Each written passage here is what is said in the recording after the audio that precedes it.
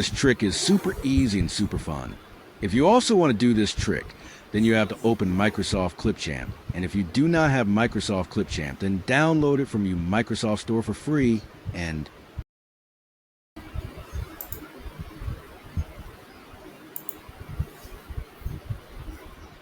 you have to open Microsoft Store and search Microsoft Clipchamp and download it.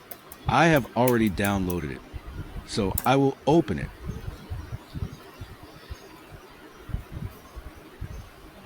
Here you can see Microsoft Clipchamp, so download it. By the way, you can comment and tell me how to video you want next. I cannot show you steps after this because I'm using Microsoft Clipchamp for recording.